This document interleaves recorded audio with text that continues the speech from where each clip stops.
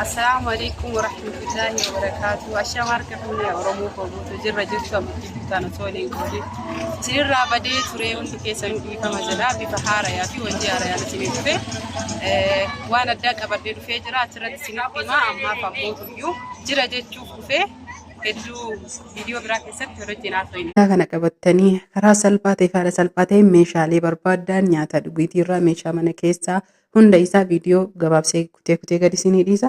Ammaaf lakkoofsi bilbilaa Duwwaa 978157275 irra deebuun isinii hima.